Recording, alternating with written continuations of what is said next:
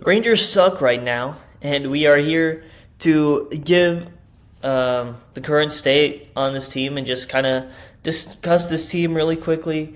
But before we get started, want to say we apologize for having a very inconsistent posting schedule for videos. With school starting and stuff, it becomes a little bit tough, and we're trying to it's not an excuse. We just with school coming up, it's just been tough. But also, since the trade deadline, the Rangers have just been playing very uninspiring and bad baseball. I don't know if we really want to talk about this team much at all.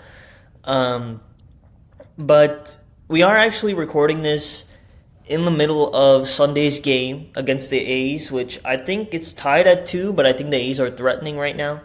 But regardless of what happens in the game, the Rangers have played 7 games against the Angels and A's, and they either went 2-5 or 3-4, right?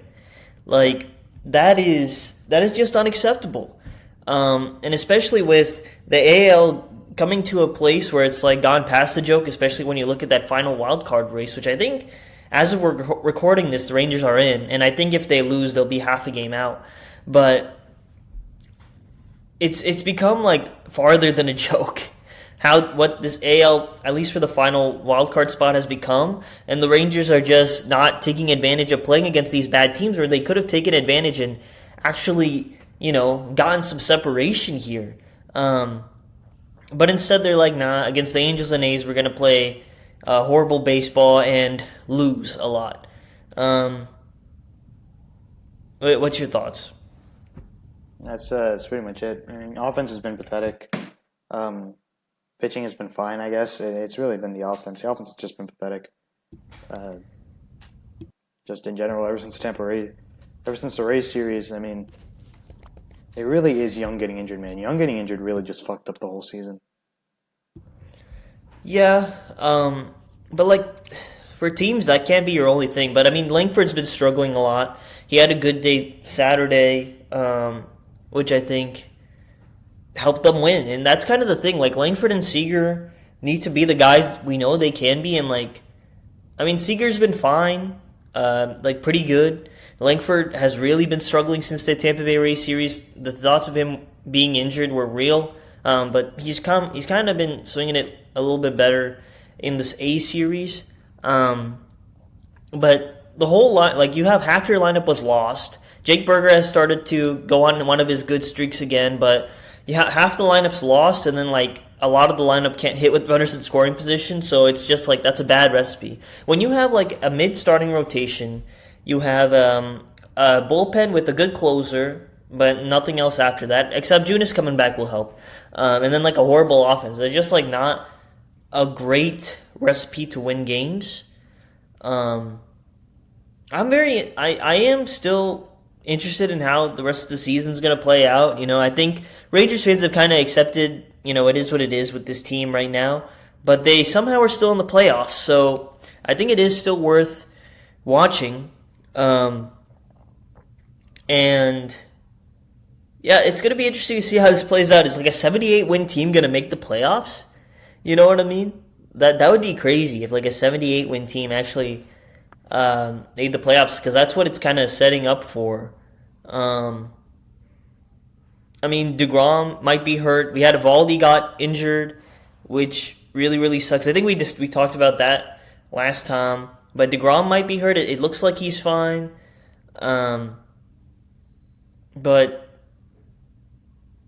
yeah, what else we got to say? Evan Carter's really been in a bad spot. Zeke Duran's really been in a bad spot since the start of August. I think the Rangers rank last in a lot of the offensive categories since the start of August, and that's been their main culprit for them losing games. Yeah. It really does come down to Jake Berger went on his bad streak, then Langford got injured. And Seager's been fine, honestly. It's really been, Langford and Berger being cold, and that kind of affects the whole lineup.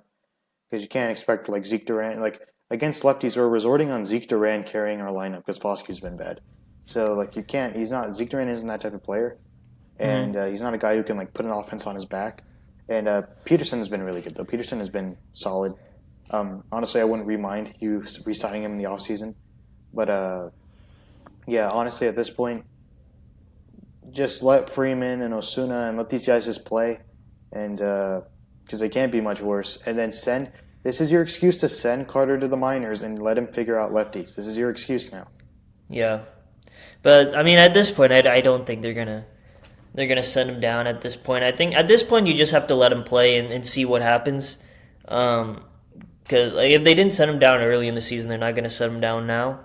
The catching spot is crazy. I think we've seen some nice defensive plays, offensive, but also some Diaz bad just threw a ones. guy out at third. Yeah, yeah, we've seen some good defensive plays, but offensively, it's not been great.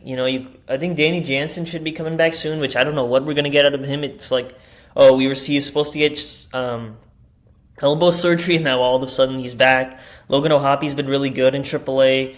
I'm just interested in when we're gonna be seeing those guys. Um, let's see what are the positions to talk about. Nicky Lopez came through in the A series. Like that's the biggest difference for them winning Saturday's game is like their guys came through. They went 3 for 6 with runners in scoring position. You know, when this team is awful with runners in scoring position, that's kind of like the main gist when they lose games. Yeah, I mean that's what people have been talking about since 23. It's like this offense should not be this bad. That has been the consistent thing. It's like this offense should not be this bad. The numbers don't make sense, and it's because they're just awful with runners in scoring position, and there's no explanation. It's like when there are runners in scoring position, everything shuts down, and like you can't explain it. It's genuinely crazy how they just can't hit with runners in scoring position at all. You can say, oh, it's like simplify the approach and do all those things, but like, you can see sometimes they do try to simplify and it still doesn't work out. So you don't really know at this point Yeah, what needs to change. yeah. Starting rotation, it's kind of like at this point because we don't know what's up with DeGrom, and I think Cal Quantrill's back in the rotation. The starting rotation's really mid, and it's kind of been all season. For me, if the starting pitcher keeps the Rangers in the game, I think you're happy about it at this point. Like Gore and Rocker's starts on Friday and Saturday weren't great, but if you keep the Rangers in the game, I think you'll take it at this point. Yeah, I think people have to accept like this starting rotation is just not the same as it was last year. But I do think Kumar Rocker has made some improvements that people don't give credit for. I think people don't give credit to Kumar Rocker because, like, obviously, people don't really want to be positive. Rangers fans don't want to be positive about the Rangers for the play we're seeing, which I 100% get. I do think, like, Kumar Rocker should be given credit for the improvements he's made since last year. Because last year he was really bad. Like, I had zero hope for him that he would be able to be, like, a stable guy in the rotation, and he's kind of been that so far. At least he's exceeded my expectations for sure. And then, like, the other guy to give credit to is Jacob Latz for what he's done throughout the whole year. I think this is his 4th appearance in August, right? Yesterday. Yeah, he just hasn't gotten the chance, man. Yeah, like, it's like the starting pitcher gives up 3 runs, offense does nothing, ball game. Like, there's just nothing for Latz to do. And it's, yeah, four outings through August 16th is pretty crazy. Getting Junis back helps. I think overall to wrap this up, this team is not good. We've seen it, and for them to get like this easy schedule and just put up what they're putting up, I think like it's a 19 game easy schedule, and they've gone what? I think 500. If they won today, they'd go 500, or like slightly. If they lost, it'd be like slightly below 500, which is really really bad. Like this was kind of your opportunity to take advantage of it, and you haven't done that. You still got the Nationals and Angels coming up, which I don't know what they're gonna do against them, but it's not a good team. They're somehow in the playoffs, but I still think it's gonna be interesting to follow to see what happens. Right? That's all you gotta say. Let's just see what happens because thoughts on the team is just like it's a bad team. So there's really just nothing left to say.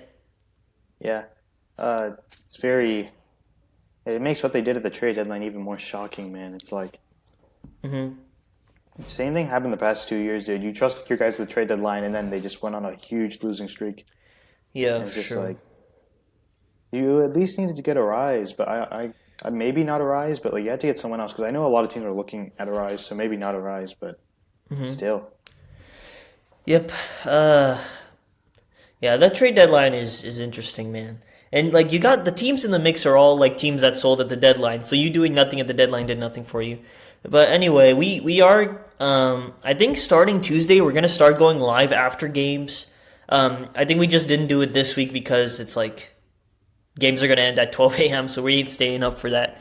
But I think we're gonna start going live after games starting this upcoming week with the national series, and then on Thursday we're planning to go live to watch the whole game, which should be nice. So yeah, we'll see you then. Peace.